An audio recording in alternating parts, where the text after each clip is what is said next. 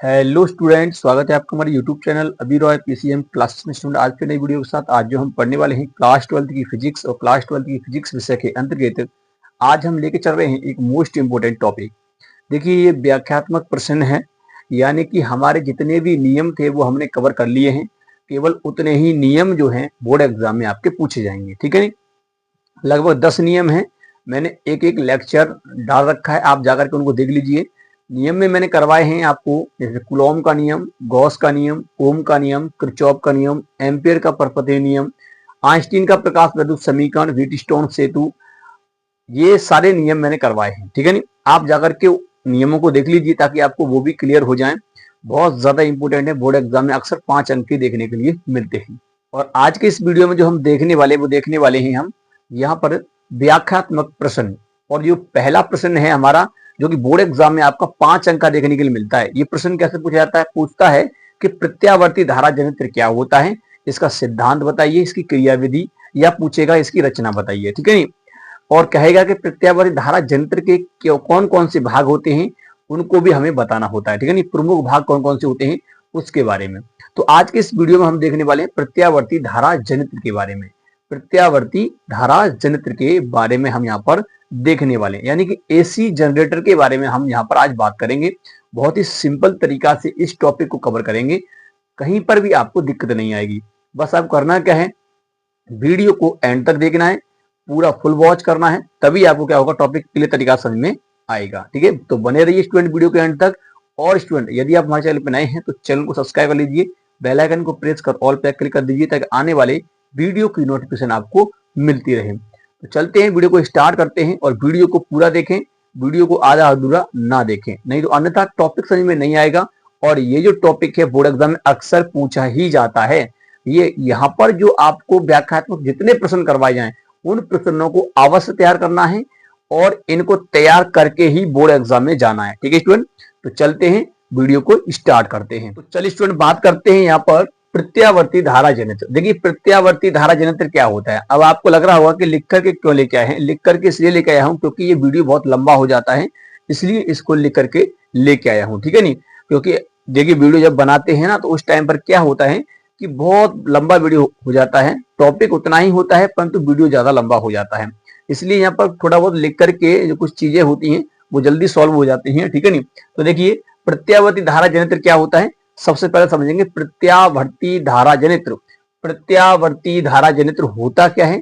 AC generator. अब देखिए, AC क्या होता है, जैसे हमारे घर के अंदर जो लाइट आती है उसको हम बोलते हैं एसी करंट। कौन सा करंट होता है? वो एसी करंट होता है। इसे कौन बनाता है? AC generator. कौन बनाता है भाई? एसी जनरेटर बनाता है। इसे हम क्या बोलते हैं? एसी जनरेटर भी बोलते हैं। एसी जनरेटर क्या बोलते हैं इसको? जनरेटर, ठीक है नहीं। एसी जनरेटर भी इसको बोला जाता है, यानी G4 जनरेटर, ठीक है नहीं। तो प्रत्यावर्ती धारा जनित्र है क्या चीज, तो समझिए सबसे पहले कि प्रत्यावर्ती धारा जनित्र जो होता है वो कैसा क्या होता है कि ऐसा जनित्र जो प्रत्यावर्ती धारा को उत्पन्न करता है। प्रत्यावर्ती धारा क्या होती है? प्रत्यावर्ती धारा एक ऐसी धारा होती है जिसकी दिशा लगातार बदलती रहती है। प्रत्यावर्ती धारा क्या होती है? ऐसी धारा जिसकी दिशा लगातार बदलती रहती है। कहने का मतलब ये, इसका ग्राफ जो आता है वो कैसा होता है, मैं समझा देता हूं आपको। इसका ग्राफ कुछ इस प्रकार से बनता है, ऐसे इसका ग्राफ ऐसे बनता है, ठीक है नहीं। यानी कि आप देखेंगे तो एक बार अर्ध चक्कर में प्लस हो जाएगी, फिर एक बार माइनस हो जाएगी। कहने का मतलब यह कि यहाँ प्रत्यावर्ती धारा जो होती है एक बार प्लस एक बार माइनस होती है समय के अनुसार, है नहीं। तो अर्ध चक्कर में प्लस, अर्ध चक्कर में माइनस होती है। कहने का मतलब यह है कि एक पूर्ण चक्कर में ये प्रत्यावर्ती धारा जो होती है वो 2 बार शून्य होती है। क्या बार होती है? 2 बार शून्य होती है।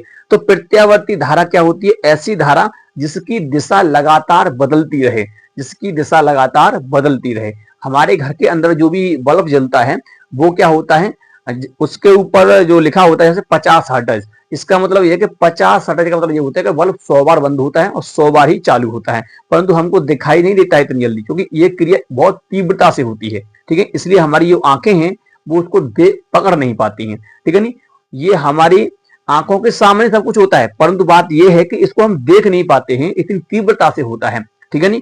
तो 100 बार क्या होती है? धारा शून्य हो जाती है। 100 बार ही क्या होता है, यानी कि मैं कहने का मतलब ये है कि 100 बार बंद और 100 बार चालू होता है, यानी कहने का मतलब बल्ब जो होता है आपका, ठीक है नहीं। तो प्रत्यावर्ती धारा ऐसी धारा होती है जो जिसकी दिशा लगातार बदलती रहे समय अनुसार, ठीक है नहीं। तो उसे बोलते हैं हम प्रत्यावर्ती धारा। क्या बोलते हैं? प्रत्यावर्ती धारा। तो ऐसा जनित्र जो प्रत्यावर्ती धारा उत्पन्न करता है, तो ऐसे जनित्र को प्रत्यावर्ती धारा जनित्र कहते हैं। सिंपल सा इसका इंट्रोडक्शन है, इतना आपको ध्यान में रखना है, ठीक है। तो प्रत्यावर्ती धारा जनित्र समझ में आया क्या है कि ऐसा जनित्र जो प्रत्यावर्ती धारा को उत्पन्न करता है, तो ऐसे जनित्र को प्रत्यावर्ती धारा जनित्र कहते हैं। अब देखिए ये आपको दिखाई दे रहा डायग्राम, ये प्रत्यावर्ती धारा जनित्र है। क्या है? प्रत्यावर्ती धारा जनित्र है। अच्छा, क्वेश्चन पूछता है कि इसका सिद्धांत बताइए, सिद्धांत क्या होता है। तो सबसे पहले समझेंगे इसका सिद्धांत, यानी प्रिंसिपल होता क्या है इसका, ठीक है नी, कैसे काम करता है, किस सिद्धांत पर काम करता है। तो देखिए इसका सिद्धांत समझिए कि प्रत्यावर्ती धारा जनित्र विद्युत चुम्बकीय प्रेरण के सिद्धांत पर कार्य करता है। अच्छा, एक बात आती है यहाँ पर, विद्युत चुम्बकीय प्रेरण, इसका वीडियो मैंने बना दिया है, फैराडे के विद्युत चुम्बकीय प्रेरण से संबंधित नियम, वो जाकर के देख लीजिए, आपको क्लियर हो जाएगा। विद्युत चुम्बकीय प्रेरण का मतलब ये होता है कि जब एक चुम्बक और एक कुंडली आपस में जब क्या करते हैं, सापेक्ष गति करते हैं, सापेक्ष गति के कारण इसके अंदर क्या होता है, प्रेरित विद्युत वाहक बल उत्पन्न हो जाता है। तो इस घटना को हम कहते हैं प्रेरण की घटना। क्या कहते हैं? प्रेरण की घटना। चुम्बक के द्वारा कुंडली में क्या हुआ, प्रेरित विद्युत वाहक बल उत्पन्न हुआ, इसलिए इसे बोलते हैं क्या, प्रेरण की घटना। तो इसे बोलते हैं विद्युत चुम्बकीय प्रेरण, ठीक है नी। तो यही है यहाँ पर कि प्रत्यावर्ती धारा जनित्र विद्युत चुम्बकीय प्रेरण के सिद्धांत पर कार्य करता है। ये प्रत्यावर्ती धारा जनित्र जो होता है, ये आपको दिखाई दे रहा है, ये क्या होता है, ये आपका विद्युत चुम्बकीय प्रेरण के सिद्धांत पर कार्य करता है। जब एक कुंडली को चुंबकीय क्षेत्र में घुमाया जाता है, तो चुंबकीय फ्लक्स में परिवर्तन होता है, जिससे कुंडली में प्रेरित विद्युत वाहक बल उत्पन्न हो जाता है, जिसकी दिशा फ्लेमिंग के दाएं हाथ के नियम से ज्ञात की जा सकती है। फ्लेमिंग के दाएं हाथ के नियम से हम ज्ञात कर सकते हैं, यानी इससे, ठीक है, यानी कि हमारा ये जो हाथ दिखाई दे रहा है, इस वाले हाथ से हम इसकी क्या कर सकते हैं, दिशा ज्ञात कर सकते हैं। किसकी? यानी कि इसकी जो अंदर जो प्रेरित विद्युत वाहक बल उत्पन्न हो रहा है, उसकी हम जो डायरेक्शन देखेंगे, वो हम फ्लेमिंग के दाएं हाथ से दे सकते हैं। फ्लेमिंग का दाएं हाथ का नियम, ठीक है नी, यानी जिसमें हम अपने दाएं हाथ की उंगलियों को इस प्रकार फैलाएं कि एक दूसरे कैसे हो, आमने सामने, जो हम तीन उंगलियों को इस प्रकार फैलाएं कि एक दूसरे के लंबवत हो। जिसमें देखिए अंगूठा और ये वाली उंगली आपकी क्या है, एक दूसरे के लंबवत है। ये वाली उंगली इसके लंबवत है, और ये वाली उंगली इसके लंबवत है, और इसके भी लंबवत है, यानी एक दूसरे के लंबवत हैं। तो यानी कि ये है आपका फ्लेमिंग का दाएं हाथ का नियम, ठीक है नी। यानी कि हम अपने दाएं हाथ को इस प्रकार फैलाएं कि इसमें तीनों उंगलियां जो हैं, जो आपकी कौन सी मध्यमा और ये कौन सी तर्जनी उंगली और अंगूठा, एक दूसरे कैसे हो, लंबवत हो। कैसे हो? लंबवत हो। जिसमें जो तर्जनी उंगली होती है वो चुंबकीय क्षेत्र को दिखाती है, और जो मध्यमा उंगली होती है वो धारा की दिशा को प्रदर्शित करती है। अंगूठा जो होता है वो बल की दिशा को प्रदर्शित करता है। क्लियर? तो बस यही होता है फ्लेमिंग के दाएं हाथ का नियम। तो फ्लेमिंग के दाएं हाथ के नियम से ज्ञात की जा सकती है, ठीक है। यही क्या होता है, इसका सिद्धांत होता है कि यानी जब एक कुंडली को एक चुंबक के मध्य रख करके घुमाया जाता है, तो क्या होता है, उसके अंदर चुंबकीय प्रेरण के कारण एक प्रेरित विद्युत वाहक बल उत्पन्न होता है। क्यों? क्योंकि उसके अंदर चुंबकीय फ्लक्स में परिवर्तन होगा, जिससे प्रेरित विद्युत वाहक बल उत्पन्न हो जाएगा, ठीक है नी। तो ये जो प्रेरित विद्युत वाहक बल उत्पन्न हुआ है, इसकी दिशा हम फ्लेमिंग के दाएं हाथ से ज्ञात कर सकते हैं। यानी दाएं हाथ क्या होता है, यानी दायां यानी कि सीधा, है ना। दाएं हाथ का मतलब क्या होता है, सीधा हाथ, ठीक है नी। बायां यानी कि टेढ़ा हाथ। तो यानी कि दाएं हाथ के नियम से हम इसकी डायरेक्शन दे सकते हैं। क्लियर? तो ये होता है यानी इसका सिद्धांत, समझिए।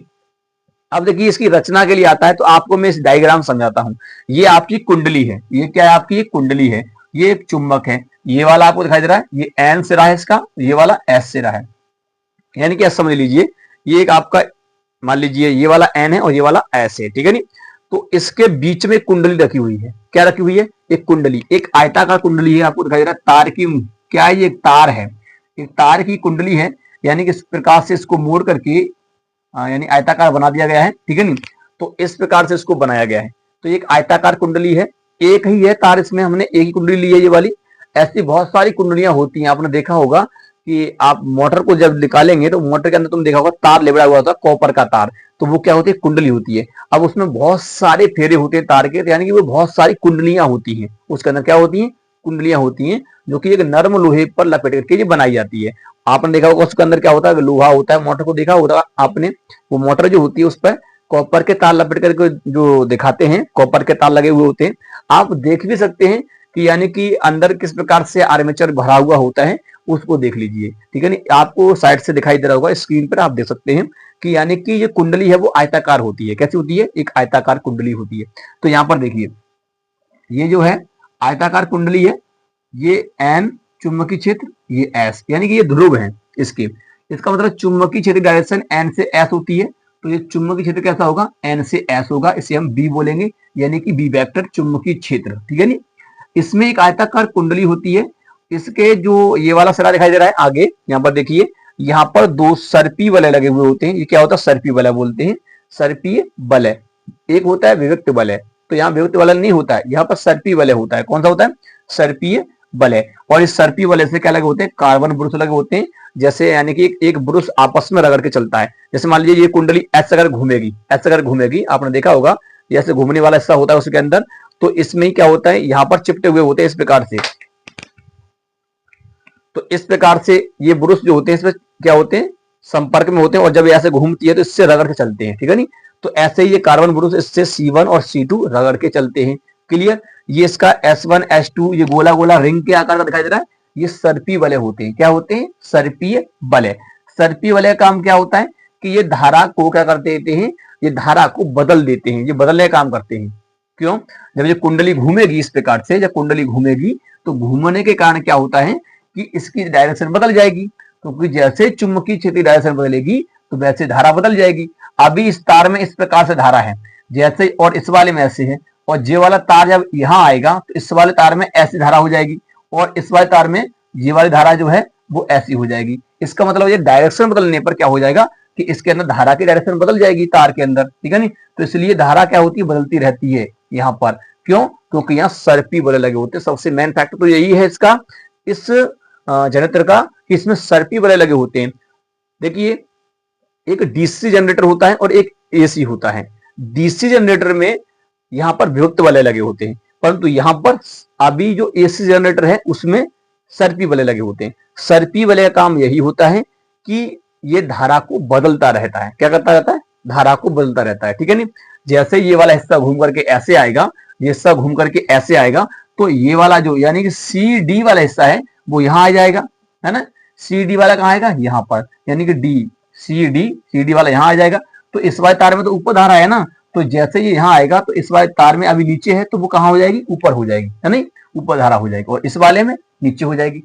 ऐसे ही क्रम चलता रहता है, बदलता रहता है। ऐसे ये कुंडली ऐसे कर घूमती रहती है, इसके अंदर घूमती रहती है, धारा बदलती रहती है, कभी इधर कभी इधर कभी इधर ऐसे करके। ठीक है ना। तो धारा बदलती रहती है, इसलिए इसे बोलते हैं प्रत्यावर्ती धारा, और ये होता है प्रत्यावर्ती धारा जनित्र। ठीक है नी।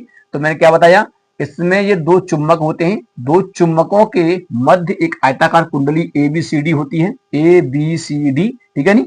और इस आयताकार कुंडली की जो एक्सिस अक्ष होता है उसके आगे अगर आप देखेंगे तो यहाँ पर दो रिंग के आकार के क्या लगे हुए होते हैं, सर्पीय वलय लगे होते हैं, और इसमें दो कार्बन ब्रुश इससे जुड़े हुए होते हैं, संपर्क में, जुड़े हुए नहीं होते, संपर्क में, यानी कि चिपके हुए होते हैं एक प्रकार से। ठीक है, यहाँ पर। ठीक है, तो ये कार्बन ब्रुश होते हैं। चलिए, अब ये तो हो गया क्या, इसका संरचना हो गई, यानी कि ये डायग्राम है। ऐसा ही बनाना होगा आपको बोर्ड एग्जाम में भी। ठीक है, नहीं इसी प्रकार से बनाना।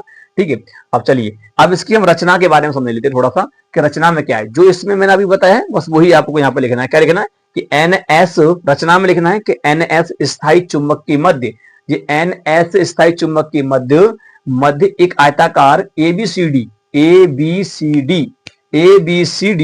कुंडली होती है। यानी क्या होती है, कुंडली होती है, जिसे आर्मेचर कहा जाता है। इस पूरी कुंडली को क्या कहते हैं, आर्मेचर कहते हैं, आर्मेचर कहा जाता है। ठीक है, आर्मेचर कहा जाता है। आर्मेचर के अक्ष पर दो सर्पीय वलय S1 S2 लगे होते हैं। ये वाले S1 S2, ये गोल गोल वाले रिंग वाले दिखाई दे रहे हैं। अभी हम इनके बारे में बात करेंगे। तो S1 S2 जो है वो क्या है, सर्पीय वलय होते हैं। ठीक, दो सर्पीय वलय S1 S2 लगे होते हैं, जिससे दो कार्बन ब्रुश C1 व C2 संपर्क में होते हैं, संपर्क में होते हैं, यानी कि C1, ये वाला देखो C1 और C2, ठीक है, इसके संपर्क में होते हैं। जैसे आप क्या करते हो, जो कोलगेट वगैरह करते हो, जो दांतों को साफ करते हैं, ऐसा ही एक ब्रुश यहाँ पर भी लगा होता है, ठीक है नहीं, ऐसा ही ब्रुश होता है, मतलब उससे थोड़ा सा हटके होता है, ठीक है नहीं, तो वो इससे संपर्क में होता है, ऐसे रगड़ के चलते हैं ऐसे करके, ठीक है नहीं। आप कभी भी अगर मोटर खोलेंगे तो आपको दिखाई दे जाएगा, दो पत्ती सी दिखाई देंगी, वे पत्ती सी क्या होगी, उस बेलन से पे रगड़ के चलती है, ठीक है नहीं, इसी प्रकार से। तो ये होता है इसका क्या रचना होता है। अब हम बात करते हैं कि ये जो जनित्र है, इस जनित्र के कितने भाग होते हैं, प्रमुख भागों की बात करेंगे। मैं पूछता है कि जनित्र के प्रमुख भागों का वर्णन कीजिए, तो जनित्र जो दिया है प्रत्यावर्ती जनित्र, इसके देखिए कितने भाग हैं, 4 भाग। पहला स्थायी चुंबक एन और एस, पहला भाग। दूसरा आर्मेचर, ये वाला। तीसरा भाग सर्पी बले, चौथा भाग कार्बन ब्रुश। बस इतने ही होते हैं, इसके अंदर और कुछ होता ही नहीं है, ठीक है नहीं। पहला स्थायी चुंबक, दूसरा आर्मेचर, तीसरा सर्पी बले और चौथा जो होता है वो कार्बन ब्रुश होते हैं। मैंने यहाँ पर C1 और C2 लिखे हुए हैं, ठीक है। इस प्रकार से ये क्या होता है, ये तार होते हैं जिससे धारा का क्या होता है, मतलब धारा जो होती है वो आपकी यहां से निकलती है, ठीक है नहीं। अभी देखिए धारा कैसे है, ऐसे करके है। अब देखिए ये सर्पी वाले जब होते हैं, जब घूमते हैं ऐसे, जब घूमते हैं तो रिंगें जो होती हैं, रिंग जो होती है, ये वाली रिंग इसके अंदर से होती है, ये वाला तार इसके अंदर से होता है, परंतु इसके संपर्क में नहीं होता है, अलग होता है, ठीक है। इस पर जब ब्रुश चलेगा तो आपको खुद पता है कि जैसे ये घूमेगा ऐसे करके इधर आएगा, CD वाला हिस्सा AB के स्थान पर आएगा, AB वाला हिस्सा CD के स्थान पर आएगा। तो AB वाले में भी धारा कैसे ऊपर, और जैसे ये यहां आएगा तो धारा हो जाएगी नीचे, क्योंकि देखिए इसमें तार में धारा कैसे नीचे की तरफ है, क्लियर। तो ये ऐसे करके घूम रहा है कुंडली, आप देखिए ऐसे घूम रही है ऐसे करके, इसका मतलब ये कि ये ऐसे घूम रही है, ऐसे अंदर से और बाहर की तरफ ऐसे करके घूम रही है, ठीक, ऐसे करके। तो जब ऐसे घूमेगी तो धारा इस प्रकार से है, इसके अंदर देख सकते हैं आप, ठीक है। यानी कि आप देखेंगे तो यहाँ पर धारा जो है, यहाँ पर धारा जो है आप देखेंगे, धारा देखिए ये वाला नियम लगाइए, यानी कि फ्लेमिंग के बाएं हाथ के नियम से इसमें धारा की दिशा हम दे सकते हैं। तो आप देखिए धारा कैसे है, इस प्रकार से, ठीक है नहीं, इस प्रकार से है। आप देखेंगे यहाँ पर जो कुंडली जो है आप देखिए इस प्रकार से, चुंबकीय क्षेत्र कैसे है, N से S, तो ऐसे करके लगाइए इसमें ऐसे करके, ठीक है। तो इसका मतलब ये है कि ये कैसे घूमेगा, इस प्रकार से घूमेगा। सॉरी देखिए यहाँ पर थोड़ा गड़बड़ हो गया है, इस प्रकार से देखेंगे तो चुंबकीय क्षेत्र तो ऐसे है ना, इस प्रकार से धारा की दिशा में कर दीजिए उंगलियां और इस प्रकार से इसको कर दीजिए। तो आप अंगूठा क्या तरफ दिखा रहा है, आपकी तरफ दिखा रहा है, इसका मतलब ये बाहर की तरफ होगा, तो इसे उल्टा करिए ऐसे, तो इसका मतलब ये ऐसे नहीं घूमेगा, ये कैसे घूमेगा, ऐसे करके घूमेगा, यानी कि इस प्रकार से घूमेगा। तो यहां पर आप देखेंगे तो ये ऐसे करके होगा, क्लियर। अब यहां लगाइए, यहां पर अगर आप देखेंगे तो ये वाला नियम लगेगा, यही वाला। अब चुंबकीय क्षेत्र ऐसे है तो ऐसे करके लगाना पड़ेगा इस प्रकार से। तो उंगली, ये वाली जो उंगली है, ये वाली यानी मध्यमा उंगली को धारा दिशा में करना पड़ेगा ऐसे करके, और चुंबकीय क्षेत्र की डायरेक्शन में इस उंगली करेंगे, ये वाली को, अंगूठा अंदर आएगा, इसका मतलब ये अंदर की तरफ जाएगा, ऐसे ऐसे करके, क्लियर। तो अब ये कुंडली ऐसे कर घूमेगी, ये वाला ऊपर की तरफ लगेगा, ये अंदर लगेगा, तो ऐसे कर घूमेगी कुंडली, ऐसे घूमेगी। अब ये जैसे घूमेगी, जैसे ये वाला हिस्सा यहाँ आएगा तो धारा नीचे हो जाएगी, ये वाला यहाँ आएगा तो धारा ऊपर हो जाएगी, कहने का मतलब धारा बदलती रहेगी। अभी इस तार में धारा देखिए यहां से आएगी, यहां से तार से धारा इस प्रकार से निकलेगी ऐसे, और इस वाले से अंदर जा रही है इस प्रकार से, ठीक है नहीं। और जैसे ही घूम करके ये ऐसे करके घूम करके आएगी तो ये वाला तार देखिए कहाँ आ गया, यहां पर आ गया। तो अब इस वाले तार के अंदर धारा कैसी हो जाएगी, यानी कि इस प्रकार से डायरेक्शन हो जाएगी ऐसे, ठीक है नहीं, ऐसे हो जाएगी। और इस वाले में कैसे हो जाएगी, ऐसे हो जाएगी, उल्टी हो जाएगी, क्लियर, धारा बदल जाएगी, समझेगा नहीं। तो इसी प्रकार से तो इसके अंदर जो होता है, जो भाग होते हैं, जनित्र के भाग होते हैं, ठीक है स्टूडेंट। तो इतना तुम्हें समझ में आया मैंने किस प्रकार से बताया है। अब देखिए इसके अंदर जो जनित्र के भाग होते हैं, प्रमुख भाग कौन कौन से होते हैं, मैंने बताया आपको। पहला कौन सा होता है, प्रत्यावर्ती धारा के जनित्र के प्रमुख भाग। पहला होता है स्थायी चुंबक NS, दूसरा होता है आर्मेचर ABCD, ठीक है नहीं, जो ABCD आकार का है, आयताकार, ठीक है नहीं। और तीसरा होता है सर्पी वलय, जो होते हैं S1 और S2, ठीक है नहीं। तीसरा होता है, चौथा होता है कार्बन ब्रुश C1 और C2। तो ये आपके क्या होते हैं, इसके प्रमुख भाग होते हैं, क्लियर स्टूडेंट। तो यहां तक क्लियर है तो बताइए, क्योंकि ये जो है आपका इसी प्रकार से पूछा जाता है, यानी कि प्रत्यावर्ती धारा जनित्र होता क्या है, ठीक है, इसका सिद्धांत बताइए, या कहेगा इसकी रचना बताइए। तो रचना इस प्रकार से लिखनी है। अगर कहेगा कि इसके प्रमुख भागों का वर्णन भी कीजिए, तो अब हम इनके प्रमुख भागों का वर्णन करेंगे। आप यही डायग्राम बनाना है, यही वाला डायग्राम, ठीक है, यही वाला डायग्राम आपको बोर्ड एग्जाम में बनाना है। चलिए अब हम बात करते हैं, इसको स्क्रीनशॉट ले लीजिए। अब हम बात करेंगे इनके प्रमुख भागों का वर्णन, उसके बाद हम देखेंगे इसकी क्रियाविधि। चलिए स्टूडेंट अब बात करते हैं यहाँ पर हम, यानी कि इसके प्रमुख भाग की। देखिए मैंने 4 भाग बताए थे, एक स्थायी चुंबक और आर्मेचर और सर्पी वलय और ब्रुश, ठीक है नी। स्थायी चुंबक क्या होता है? देखिए स्थायी चुंबक यानी कि आपको मैंने पहले बताया था कि एन और एस जो होते हैं, ये 2 स्थायी चुंबक होते हैं, इस प्रकार से रखे हुए होते हैं। आपने देखो कर्व के आकार के होते हैं, थोड़े से कैसे होते हैं, कर्व के आकार के। मैंने यहाँ पर सीधा बना दिया है, आपको दिखाई दे रहा होगा, ठीक है नी। परंतु आपको डायग्राम तो ऐसे ही बनाना है वहां पर बोर्ड के अंदर, ठीक है। ज्यादा कठिन डायग्राम नहीं बनाना जो बने ही नहीं, ठीक है नी, आपको यही डायग्राम बनाना है। तो स्थायी चुंबक क्या होते हैं? स्थायी चुंबक यानी कि एन और एस होते हैं, ये शक्तिशाली होते हैं, इसी के मध्य में रख करके आर्मेचर को घुमाया जाता है। तो स्थायी चुंबक क्या होते हैं? प्रत्यक्ष धारा जनरेटर में 2 स्थायी शक्तिशाली चुंबक एन और एस होते हैं, जिसमें आर्मेचर को रखा जाता है। जिनके बीच में क्या रखा जाता है? आर्मेचर को रखा जाता है। ये शक्तिशाली होते हैं, इतना आपको ध्यान में रखना है, बस इतना ही लिखना है, ज्यादा नहीं लिखना है। आर्मेचर क्या होता है?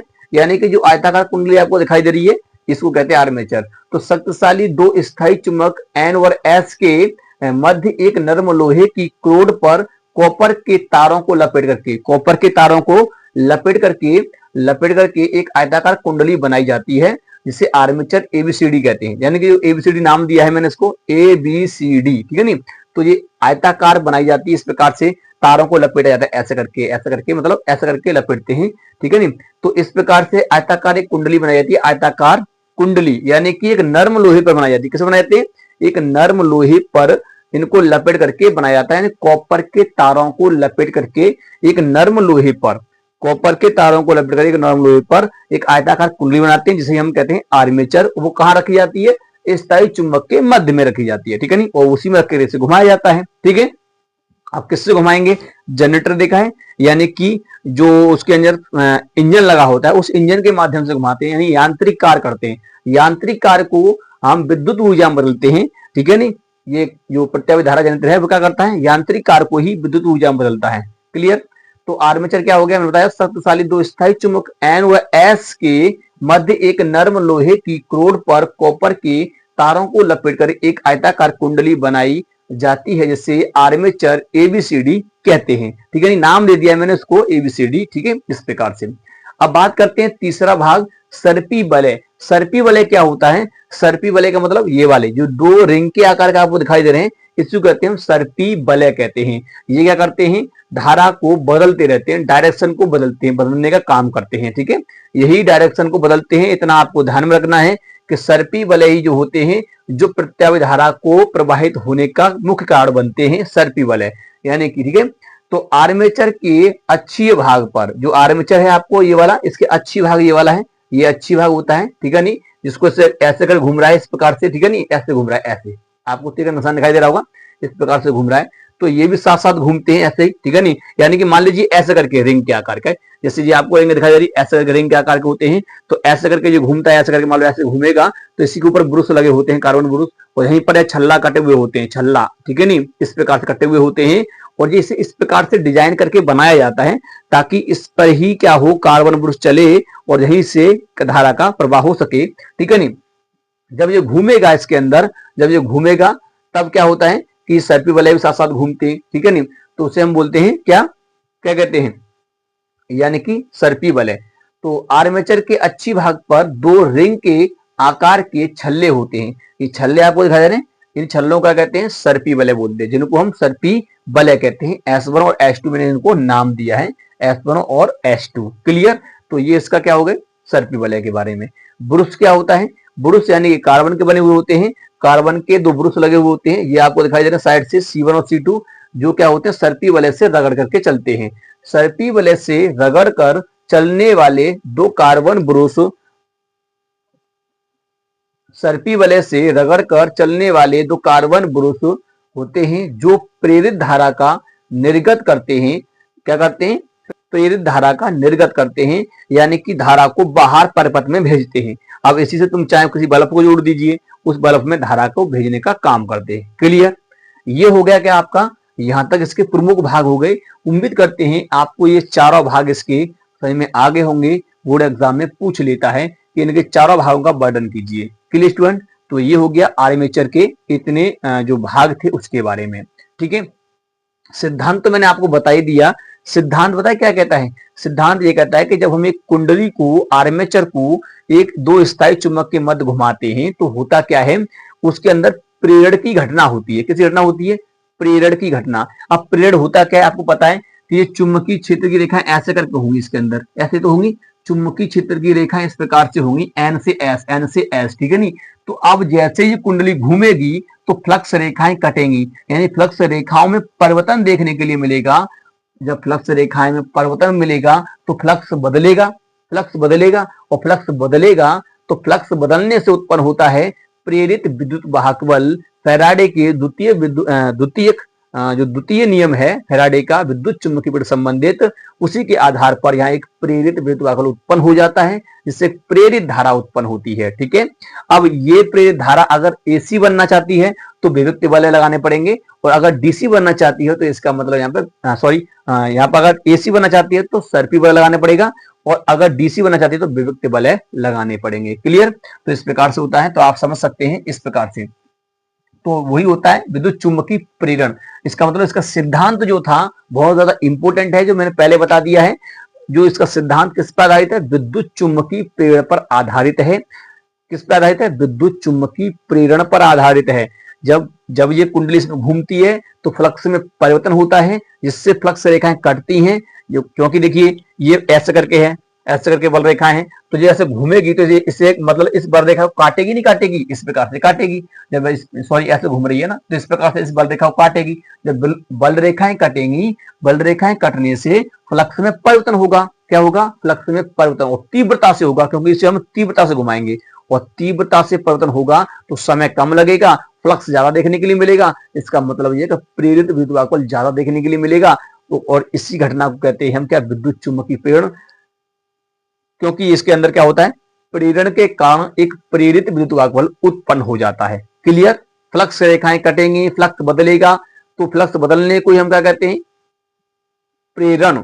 अब फ्लक्स बदला तो प्रेरण की घटना होगी इस कुंडली के अंदर, क्योंकि चुंबक तो स्थायी है, कुंडली घूम रही है, कोई तो कोई एक गति करना चाहिए ना, तो एक गति कर तो रहा है, यानी कि कुंडली घूम रही है, चुंबक तो स्थायी है। और वहां क्या किया था हमने फैराडे में कि वहां चुंबक को गति करा रहे थे, तो कुंडली में क्या हो रहा था? धारा उत्पन्न हो रही थी। अब देखिए कुंडली घूम रही, कुंडली में धारा उत्पन्न हो रही है, परंतु चुंबक स्थायी है, चुंबक स्थायी है, इनकी बल रेखाओं को काटा जा रहा है, और इससे एक प्रेरित विद्युत वाहक बल उत्पन्न हो रहा है, क्योंकि इसके अंदर एक प्रेरण की घटना हो रही है।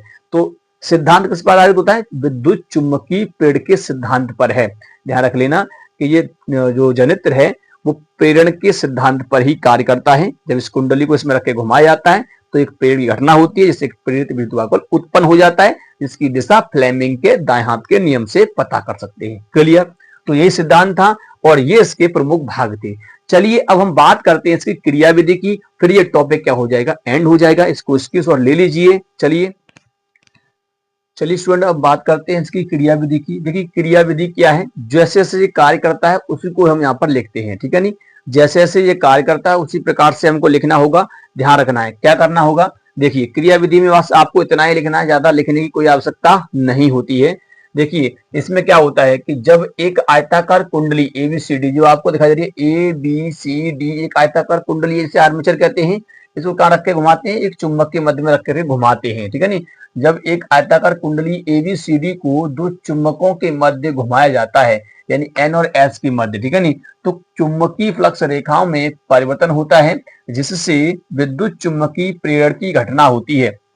विद्युत चुंबकीय प्रेरण की क्या होती है? घटना होती है, क्योंकि फ्लक्स रेखाएं कटेगी, इससे क्या होगा? फ्लक्स बदलेगा और एक प्रेरण की घटना होगी। क्या होगी? एक प्रेरण की घटना होगी, ठीक है, यानी कि प्रेरण की क्या होती है? घटना होती है, और एक प्रेरित विद्युत वाहक बल उत्पन्न हो जाता है, जिससे परिपथ में एक प्रेरित धारा प्रवाहित होने लगती है। जैसे ही प्रेरण की घटना होती है उससे क्या होता है? एक प्रेरित विद्युत वाहक बल उत्पन्न होगा, और जब प्रेरित विद्युत वाहक बल उत्पन्न होगा यानी कि वोल्टेज उत्पन्न होगा, तो वहां पर क्या होता है? परिपथ के अंदर एक प्रेरित धारा बहने लगती है, यानी कि परिपथ के अंदर एक प्रेरित धारा प्रवाहित होने लगती है। ठीक, तो इस धारा की दिशा प्रत्येक अर्धचक्र के बाद, अब देखिए जैसे ही ये कुंडली जो है आधा चक्कर घूमेगी, जैसे ये कुंडली आधा चक्कर घूमेगी, मान लीजिए जैसे घूम करके ये ऐसे खड़ी हो जाएगी, मान लो खड़ी हो गई इस प्रकार से, तो क्या होगा, ये वाली जो धारा है और ये वाली धारा है जो क्या हो जाएंगी, यहाँ पर धारा हो जाएगी शून्य, यहाँ से धारा एकदम अर्ध चक्कर पे आके क्या हो जाएगी, शून्य हो जाएगी।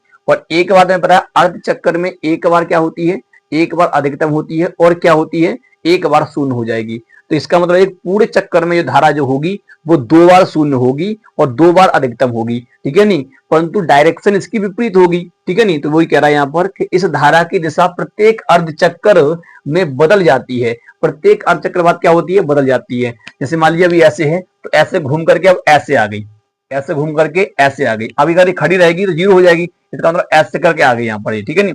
तो इस प्रकार से घूम करके ऐसे आई, ये डी सी वाला जो हिस्सा है वो यहाँ आ जाए ए बी की जगह पर, और ए बी वाला सी डी की जगह पर आ जाए, डी सी वाला हिस्सा कहाँ जाए, ए बी के पास आ जाए, और ए बी वाला हिस्सा कहाँ जाए, सी डी के पास आ जाए। तो तब होगा एक अर्ध चक्कर, क्या होगा, एक अर्ध चक्कर। तो ये वाले तार धारा ऐसे है, जैसे यहाँ पर आएगा तो धारा ऐसे हो जाएगी फिर इस तार के अंदर, ठीक है नहीं, और ये वाला तारा यहाँ जाएगा तो इसमें नीचे हो जाएगी। तो इसका मतलब इसकी डायरेक्शन बदल गई, इसका मतलब क्या है, धारा की डायरेक्शन बदल गई, ठीक है नहीं। तो वही कह रहा है कि अर्ध चक्कर, प्रत्येक अर्ध चक्कर में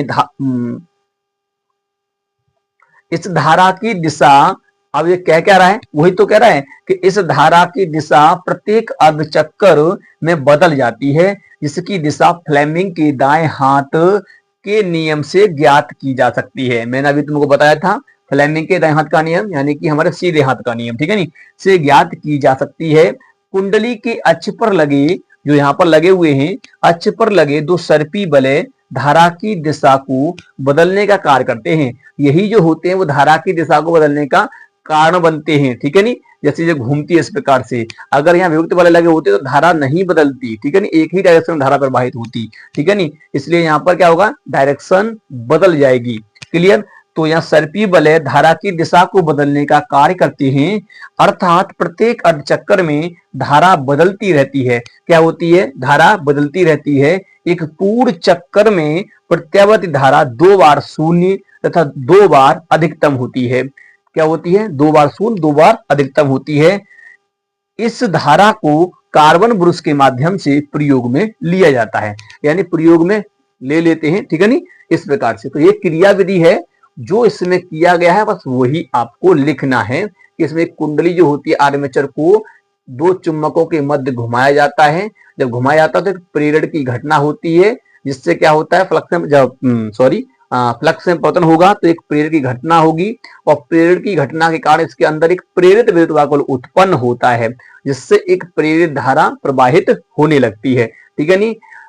प्रत्येक अर्धचक्कर में जो धारा का जो मान होता है या दिशा होती है वो बदलती रहती है, यानी कि हम कह सकते हैं कि पूर्ण चक्कर में जो धारा होगी, पूर्ण चक्कर में धारा होगी वो 2 बार शून्य और 2 बार अधिकतम होगी, क्लियर।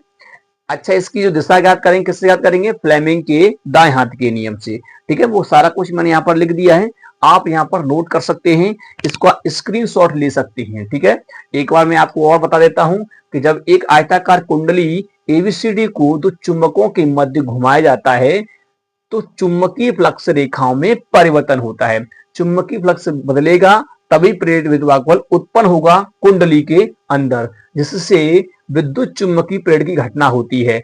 ये घटना कौन सी कहलाती है, विद्युत चुंबकीय प्रेरण की घटना, जिससे चुंबक से विद्युत उत्पन्न हो जाए, ठीक है नहीं। तो विद्युत चुंबकीय प्रेरण की घटना होती है और एक प्रेरित विद्युत वाहक बल उत्पन्न हो जाता है, जिससे परिपथ में एक प्रेरित धारा प्रवाहित होने लगती है। इस धारा की दिशा प्रत्येक अर्धचक्कर में बदल जाती है, जिसकी दिशा फ्लेमिंग के दाएं हाथ के नियम से ज्ञात की जा सकती है। कुंडली के अक्ष पर लगे 2 सर्पी बलय धारा की दिशा को बदलने का कार्य करते हैं। ये सबसे मेन चीज है, सर्पी बलय, ठीक है, यहाँ पर जो लगे हैं S1 S2, ठीक है। सर्पी बलय धारा की दिशा को बदलने का कार्य करते हैं, अर्थात प्रत्येक अर्धचक्कर में धारा बदलती रहती है। एक पूरा चक्कर जब कुंडली लेगी उसकी बात कर रहे हैं, पूरे चक्कर में प्रत्यय धारा 2 बार शून्य 2 बार अधिकतम होती है। इस धारा को कार्बन ब्रश के माध्यम से प्रयोग में लिया जाता है, ठीक है नहीं। इस प्रकार से आपकी क्रियाविधि होती है। उम्मीद करते हैं आपको यह टॉपिक क्लियर तरीका समझ में आ गया होगा, ठीक है नहीं। तो ये था आपका प्रत्यावर्ती धारा जनित्र के बारे में।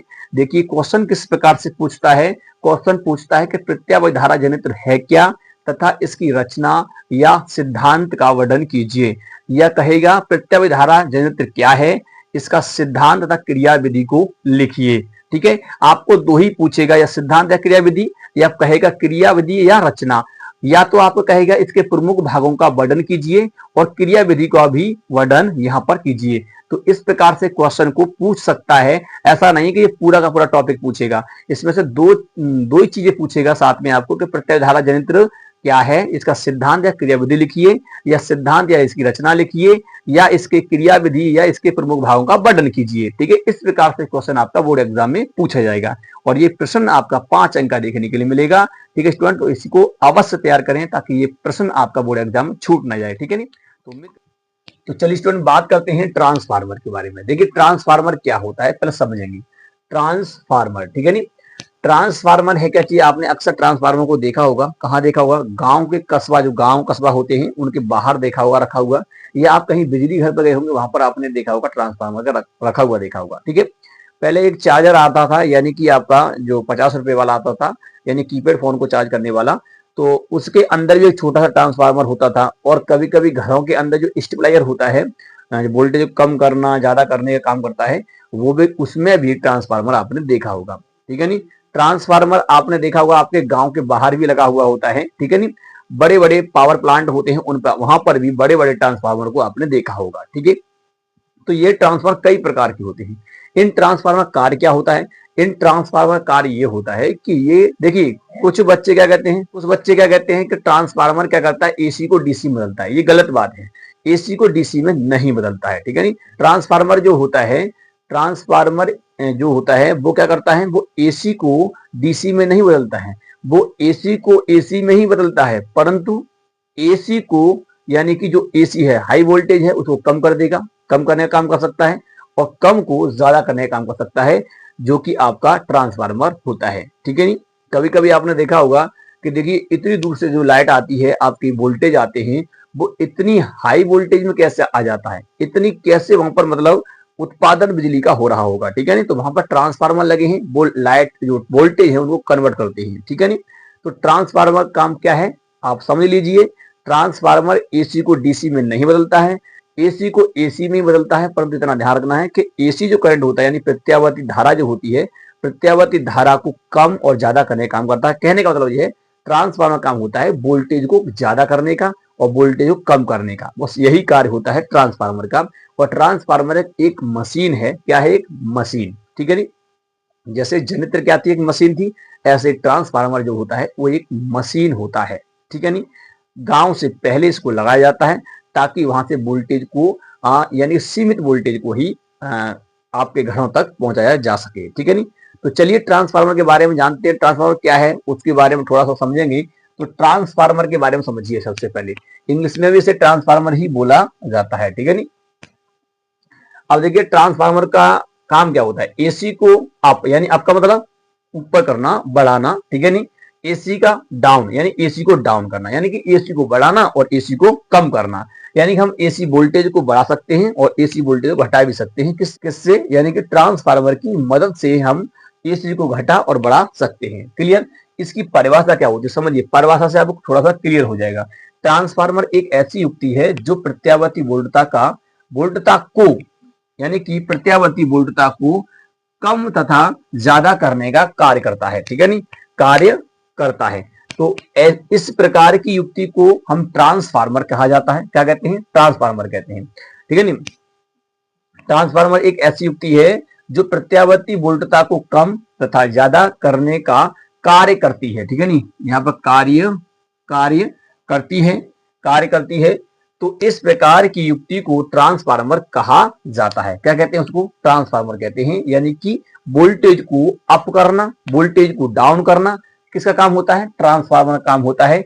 अन्यथा आप समझिए आपके जो बाहर से लाइट आ रही है, 11,000 लाइन आ रही है, अगर आपके घर में 11,000 ही वोल्टेज आ जाए तो क्या होगा, यहाँ पर टीवी पंखा कूलर जो भी है सब भड़क जाएगा, यानी कि सब खराब हो जाएगा, ठीक है नी।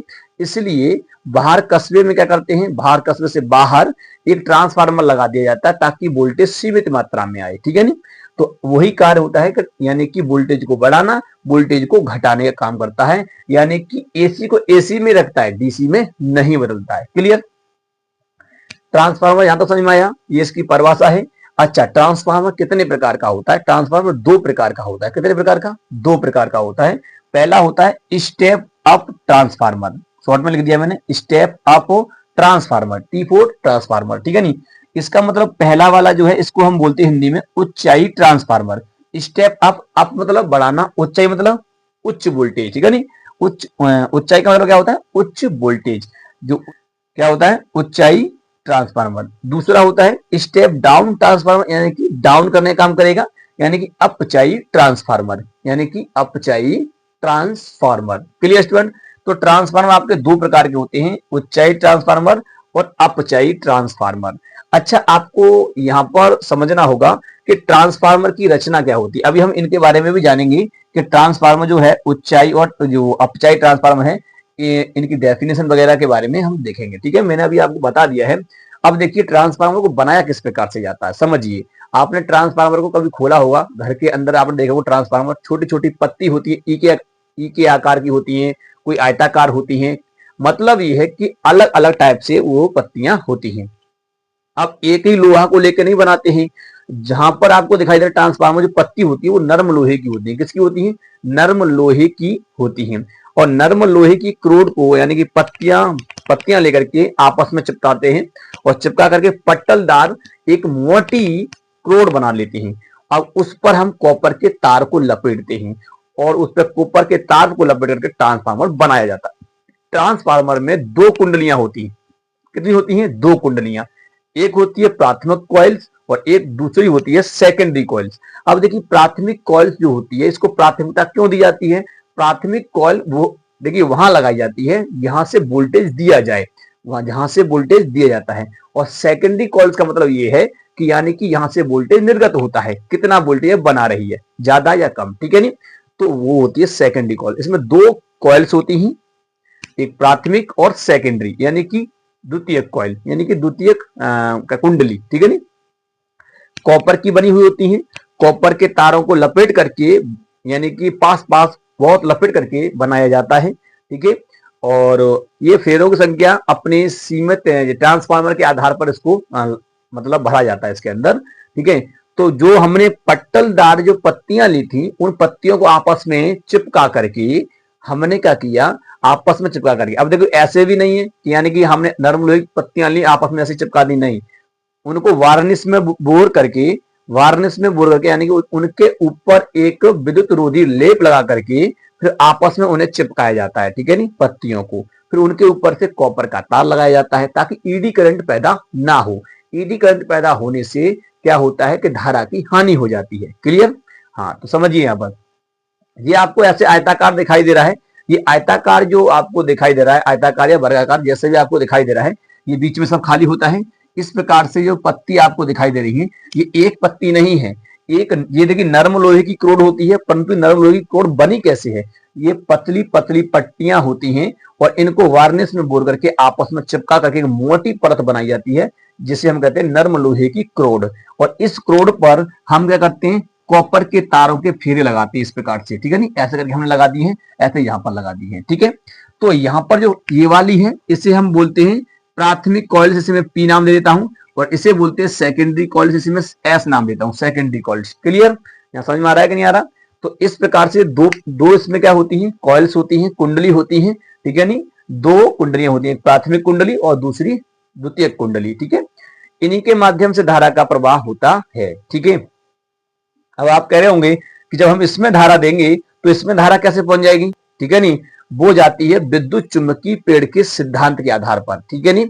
यानी कहने का मतलब यह कि ये होता है अन्योन प्रेरण, अन्योन पेड़ की घटना होती है और जिसमें प्रेरण की घटना होने के कारण इसमें क्या होता है, प्रेरित विद्युत वाहक उत्पन्न होता है। अभी हम यहाँ पर देखेंगे, ठीक है। तो चलिए सबसे पहले इसकी रचना के बारे में देखते हैं। रचना क्या कहती है कि ट्रांसफार्मर में दो कुंडलियां होती हैं। कितनी होती हैं? दो कुंडलियां। जैसे जैसे बता रहा हूं उतना ही लिखना है, ज्यादा लिखना ही नहीं है।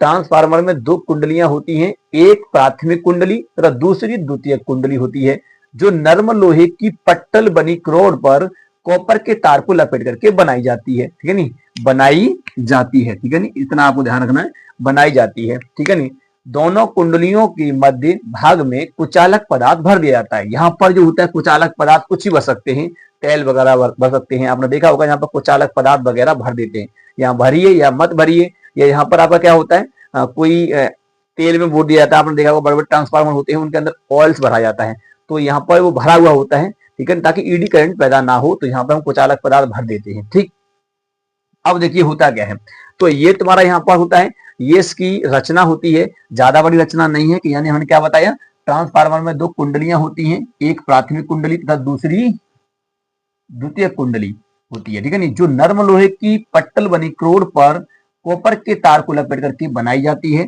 तो दोनों कुंडलियों के मध्य भाग में कुचालक पदार्थ भर दिया जाता है।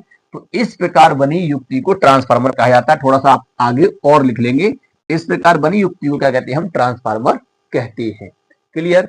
तो ये इसका क्या होता है, डायग्राम होता है जो बोर्ड में आपको बनाना है। ठीक है नी, क्या होता है ये डायग्राम, ये प्राथमिक कॉइल, ये सेकेंडरी कॉइल्स, और किसकी बनी होती है, कॉपर की। ठीक, अब चलिए अब हम बात कर लेते हैं किसके बारे में, कि यानी कि ट्रांसफार्मर दो प्रकार का होता है। कितने प्रकार का होता है? दो प्रकार का। तो इन दोनों प्रकार के ट्रांसफार्मर को यहां पर हम देखेंगे। उससे पहले आपको करना क्या है, इसका सिद्धांत लिखना है। क्या लिखना है? सिद्धांत। तो चलिए सबसे पहले हम इसका सिद्धांत देखते हैं, फिर हम इन दोनों प्रकार के तो चलिए स्टूडेंट अब बात करते हैं हम किसके सिद्धांत के बारे में बात करते हैं, ट्रांसफार्मर का सिद्धांत। जो ट्रांसफार्मर जो होता है वो किस सिद्धांत पर कार्य करता है? देखिए ट्रांसफार्मर जो होता है वो अन्योन पेड़ के सिद्धांत पर कार्य करता है। अब ये अन्योन पेड़ क्या होता है? देखिए अन्योन पेड़ क्या होता है, अन्योन पेड़ को आपको समझना है तो उसके लिए आपको समझना होगा। ठीक है नी, देखिए अन्योन पेड़ क्या होता है, पहले आपको समझना है स्वप्रेरण। देखिए स्वप्रेरण का मतलब क्या होता है, सेल्फ इंडक्शन। सेल्फ इंडक्शन का मतलब होता है कि यानी कि स्वतः ही प्रेरित हो जाना। यानी कि जब हम किसी कुंडली में धारा प्रवाहित करें, कैसी धारा, परिवर्ती धारा, बदलती हुई धारा, तो ये होता है कि उसमें चुंबकीय क्षेत्र उत्पन्न होता है, और चुंबकीय क्षेत्र उत्पन्न होने से उस कुंडली में फ्लक्स में परिवर्तन होता है, जिससे वो कुंडली स्वतः ही प्रेरित हो जाती है और एक और धारा उत्पन्न कर देती है जो मूल धारा के विपरीत होती है। तो इस घटना को कहते हैं सेल्फ इंडक्शन। क्या कहते हैं? Self induction. परंतु यही घटना दूसरी कुंडली में हो, यानी कि एक कुंडली ये है और एक कुंडली ये है, उसी के बाजू में रखी है। अगर हम पहली कुंडली में धारा प्रवाहित करें, परिवर्ती धारा, और दूसरी कुंडली में क्या हो, उसमें पेड़ की घटना हो, तो उसे बोलते हैं अन्योन प्रेरण। क्या बोलते हैं? अन्योन प्रेरण। जिससे क्या होता है, एक प्रेरित विद्युत उत्पन्न होता है दूसरी कुंडली के अंदर। ठीक है नी, इसे इंग्लिश में बोला जाता है म्यूचुअल इंडक्शन। क्लियर? तो समझिए सबसे पहले, जैसे मान लीजिए आपके पास क्या है, एक कुंडली है, ये कुंडली है आपके पास, क्या है, एक कुंडली। क्लियर? ये कुंडली है। इस कुंडली के पास में आपकी एक और कुंडली यहां पर रखी हुई है। इस प्रकार से आप समझ सकते हैं, ऐसे करके इसमें आपने धारा दी, ऐसे करके धारा इसमें आपने दी। क्लियर? तो ये धारा जब इसमें आप दोगे तो क्या होता है कि इसके अंदर क्या होता है कि चुंबकीय क्षेत्र उत्पन्न हो जाता है, ऐसे करके, और इसमें बल रेखाएं होती हैं। इस प्रकार से बल रेखाएं निकलती हैं, ऐसे करके बल रेखाएं निकलती हैं। ये बल रेखाएं जो होती हैं, ये बल रेखाएं दूसरी कुंडली से गुजरती हैं, और इसके अंदर भी एक धारा प्रेरित हो जाती है। इसे बोलते हैं हम क्या, प्रेरित धारा। क्लियर? तो इस प्रकार से इसमें क्या होती हैं, बल रेखाएं गुजरती हैं। इस प्रकार से आप देख सकते हैं, ये बल रेखाएं जब इसमें से गुजरेगी इस प्रकार से, ठीक है, तो इसे बोलते हैं अन्योन प्रेरण। जब दूसरी कुंडली में क्या हो जाए, धारा उत्पन्न हो जाती है। जो ये ट्रांसफार्मर होता है वे अन्योन प्रेरण के सिद्धांत पर कार्य करता है। तो अन्योन प्रेरण क्या होता है समझिए, तो मैं समझाया आपको कि दूसरी कुंडली क्या हो जाए, प्रेरित हो जाती है, तो उसे बोलते हैं अन्योन प्रेरण की घटना। क्या बोलते हैं? अन्योन प्रेरण की घटना। तो समझिए ट्रांसफार्मर अन्योन प्रेरण के सिद्धांत पर कार्य करता है। ये जो ट्रांसफार्मर आपको दिखाई दे रहा है, ठीक है नी, आपको यहाँ पर देखिए एक पहली कुंडली है, ये दूसरी कुंडली है। तो जब हम इसमें धारा प्रवाहित करेंगे तो इसके अंदर चुंबकीय क्षेत्र उत्पन्न होगा। ये ऑस्टर ने बताया था कि यानी कि जब किसी चालक तार में धारा प्रवाहित करते हैं तो उसके चारों तरफ क्या होता है, चुंबकीय क्षेत्र होता है। तो इसमें क्या होगा, चुंबकीय क्षेत्र होगा। ये चुंबकीय क्षेत्र इस नर्म लोहे से होते हुए कहां जाएगा, दूसरी कुंडली के पास जाएगा, और इसमें क्या करेगा, फ्लक्स में परिवर्तन करेगा। ठीक है, और यहाँ पर जो धारा दे रहे हैं हम, कैसी धारा है, बदलती हुई धारा, प्रत्यावर्ती स्रोत दे रहे हैं, जिस कारण से यहाँ पर फ्लक्स में परिवर्तन हो रहा है, और यहाँ एक प्रेरित विद्युत उत्पन्न हो जाएगा, और ये घटना होती है अन्योन्य पीड़न की घटना, ठीक है नहीं। तो जब हम पहली कुंडली में धारा प्रवाहित करते हैं तो दूसरी कुंडली में क्या हो रहा है, धारा उत्पन्न हो जाए यानी कि वोल्टता उत्पन्न हो जाए, तो उसे बोलते हैं अन्योन्य पीड़न। तो समझिए, ट्रांसफार्मर अन्योन्य पीड़न के सिद्धांत पर कार्य करता है। जब प्राथमिक कुंडली में धारा प्रवाहित की जाती है तो द्वितीय कुंडली में अन्योन्य पीड़न के कारण प्रेरित विद्युत बल उत्पन्न हो जाता है। यह केवल प्रत्यावर्ती धारा पर ही कार्य करता है। इतना आपको ध्यान रखना है, ये केवल प्रत्यावर्ती धारा पर ही कार्य करेगा, क्योंकि धारा ये क्या होती है, बदलती रहती है, ठीक है। तो इस प्रकार से तो परिवर्ती धारा है, तो ये तुम्हारा ट्रांसफार्मर जो होता है वो किस पे काम करता है, केवल प्रत्यावर्ती धारा पर ही कार्य करता है। इतने आपको ध्यान में रखना है, ठीक है। बताया कि जो ट्रांसफार्मर है वो अन्योन्य पीड़न के सिद्धांत पर कार्य करता है। इसका मतलब ये, जब हम पहली कुंडली में धारा प्रवाहित करेंगे तो इसके अंदर चुंबकीय क्षेत्र होगा। ये चुंबकीय क्षेत्र इस नर्म लोहे से होते हुए, अब देखिए नर्म लोहे की कोर क्यों बनाते हैं, क्योंकि ये शीघ्रता से चुंबकित हो जाती है और विचुंबकित भी हो जाती है, यानी कि चुंबकीय क्षेत्र को लौटा देती है वापस, ठीक है नहीं। तो ऐसे ही, तो ये क्या होगा, जैसे इस कुंडली में क्या होगा, धारा देंगे तो इसमें क्या होगा, चुंबकीय क्षेत्र उत्पन्न होगा। ये चुंबकीय क्षेत्र से नर्म लोहे से होते इस कुंडली से गुजरते हुए ऐसा करके चलेगा, तो इसमें क्या होगा, फ्लक्स में परिवर्तन होगा और इसमें क्या हो जाएगा, प्रेरित विद्युत बल उत्पन्न हो जाएगा। तो इस घटना को कहते हैं अन्योन्य पीड़न की घटना। इसलिए कहते हैं कि ट्रांसफार्मर जो है वो अन्योन्य पीड़न के सिद्धांत पर कार्य करता है। क्लियर। इसमें दो कुंडली है, प्राथमिक कुंडली और सेकेंडरी कुंडली, ये वाली सेकेंडरी कॉइल्स, ठीक है नहीं। प्राइमरी कॉइल्स, सेकेंडरी कॉइल्स, ठीक है नहीं। प्रथम कुंडली, द्वितीय कुंडली, हमेशा प्रत्यावर्ती स्रोत को प्राथमिक कुंडली से ही जोड़ते हैं और निर्गत वोल्टता हमें द्वितीय कुंडली से ही मिलती है। अगर किसी को जोड़ना होगा तो यहाँ पे जोड़ेंगे और जो मिलेगा हमको निर्गत वो यहाँ से, ठीक है, इस प्रकार से। तो ये होता है इसका सिद्धांत। अब इसके बाद आता है कि ट्रांसफार्मर के प्रकार के बारे में। तो ट्रांसफार्मर दो प्रकार के होते हैं, यानी स्टेप अप ट्रांसफार्मर और step down transformer. Step up transformer कौन सा होता है, देखिए स्टेप अप का मतलब यानी कि वोल्टता को बढ़ाने का काम करे, जो वोल्टता बढ़ाए। वोल्टता कैसे बढ़ेगी, यानी कि देखिए समझिए, अगर इस कुंडली में फेरों की संख्या कम कर दें और इस कुंडली में ज्यादा कर दें, तो आप बताइए, जैसे इसमें धारा जाएगी तो चुंबकीय क्षेत्र इसमें उत्पन्न होगा और फ्लक्स रेखा इससे गुजरेंगी। फैराडे ने बताया था कि जिसमें फेरों की संख्या ज्यादा होती है तो वहां फ्लक्स परिवर्तन ज्यादा देखने के लिए मिलेगा, और जहां फ्लक्स परिवर्तन ज्यादा देखने के लिए मिलेगा तो वहां प्रेरित विद्युत बल ज्यादा मिलेगा। तो फैराडे के नियम से ही तो हो रहा है सब कुछ ये। तो यहाँ पर देखिए फेरे कम है, यहाँ पर फेरे कम है और इस वाले फेरे ज्यादा है, कुंडली दूसरी वाली में, निर्गत कुंडली में, तो यहाँ प्रेरित विद्युत बल ज्यादा देखने के लिए मिलेगा क्योंकि फ्लक्स में परिवर्तन ज्यादा होगा। तो इस प्रकार के ट्रांसफार्मर कहते हैं हम स्टेप अप ट्रांसफार्मर, यानी ऊंचाई ट्रांसफार्मर, ठीक है नहीं। अभी मैं लिखवा भी दूंगा आपको, ठीक है, पहले समझ लीजिए।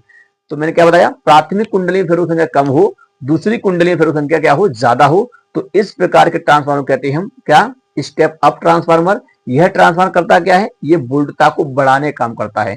ये ट्रांसफार्मर आपको कहां देखने के लिए मिलेगा, ये ट्रांसफार्मर आपको मिलेगा पावर प्लांट जो होते हैं बिजली के, यहाँ पर कई हजार वोल्टेज की क्या होती है, सप्लाई होती है, और वो वोल्टेज कहाँ आते हैं, हमारे बाहर यहाँ पर कस्बे में ट्रांसफार्मर लगा वहां पर आकर गिरते हैं।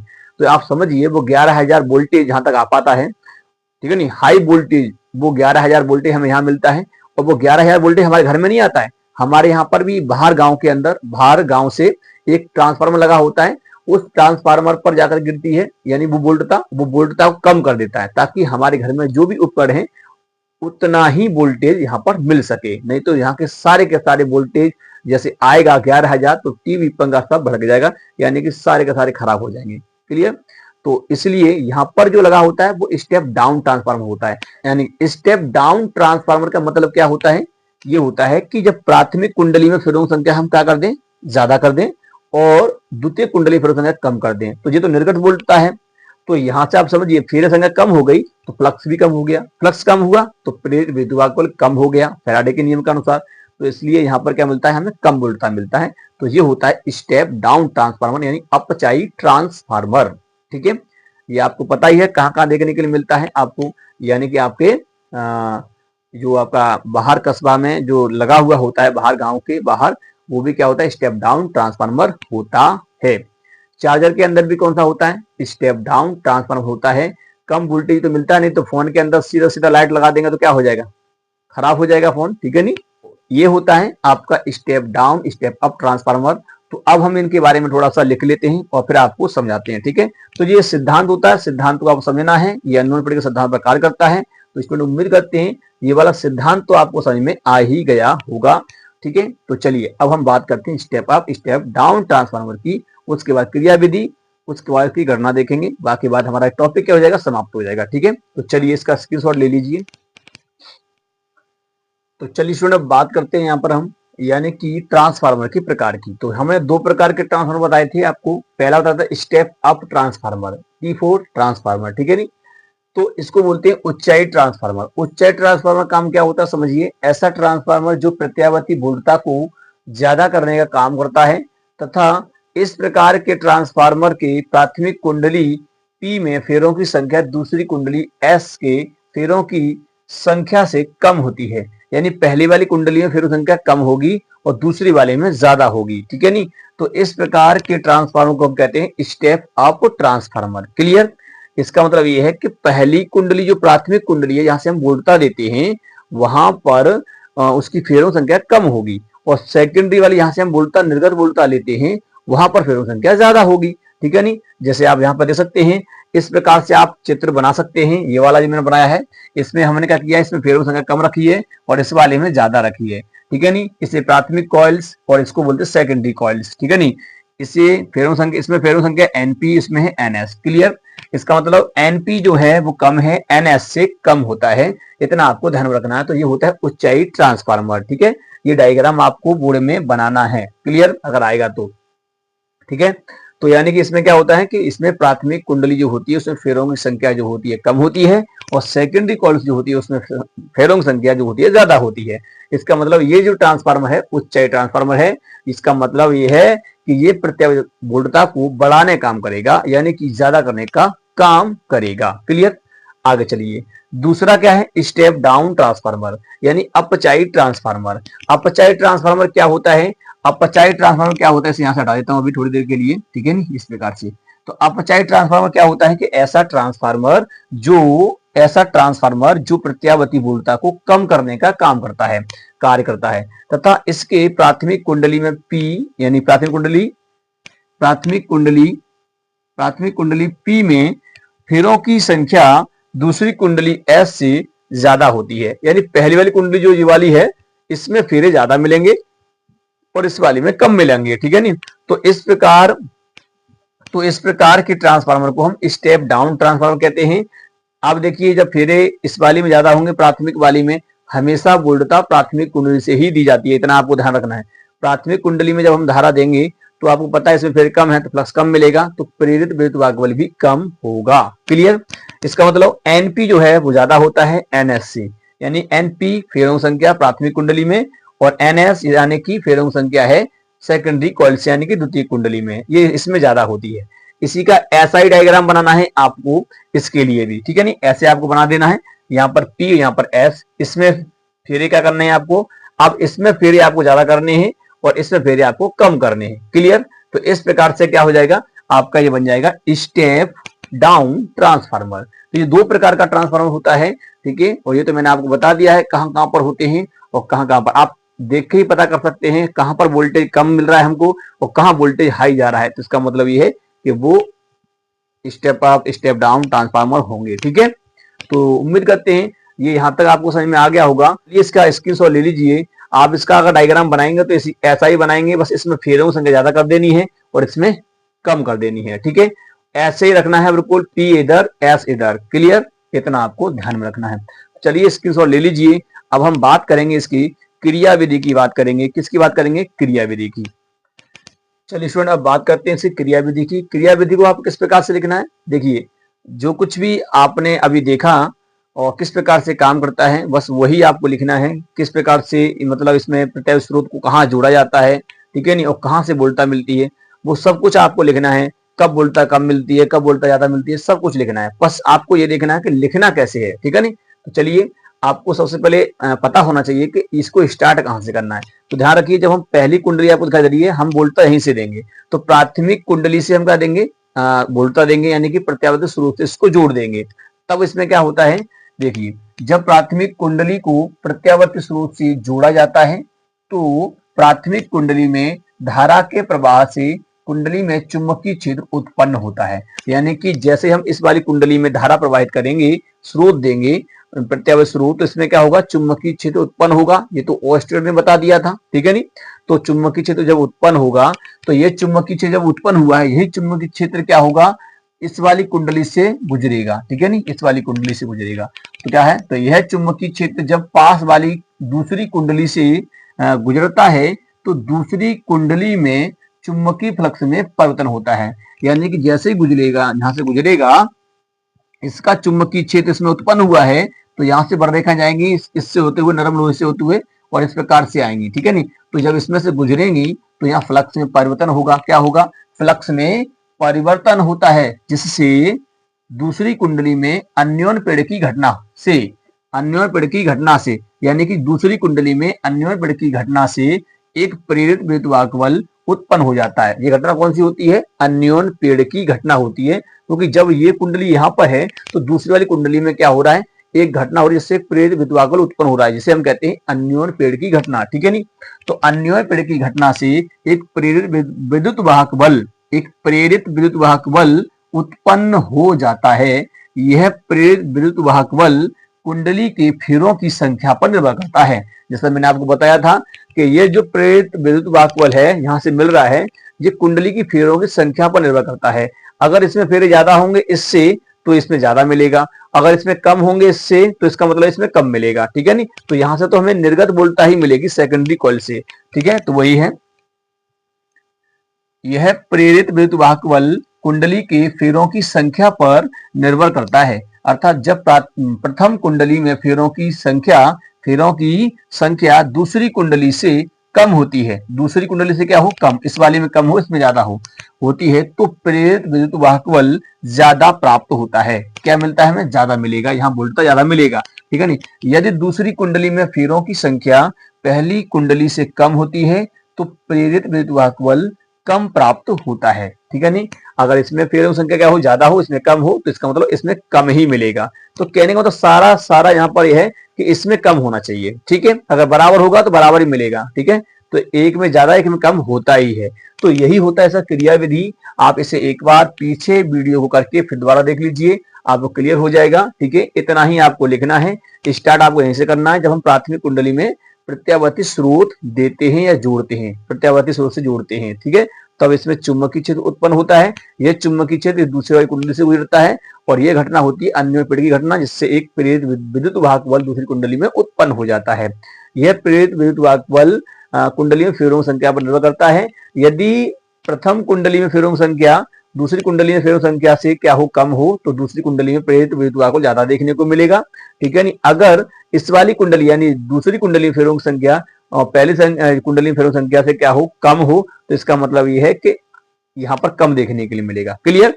तो ये होता है इसका क्रिया विधि। चलिए अब हम थोड़ा सा इससे गणना करते हैं कि यहाँ पर कि ये वाली प्राथमिक कुंडली है और ये वाली सेकेंडरी कुंडली।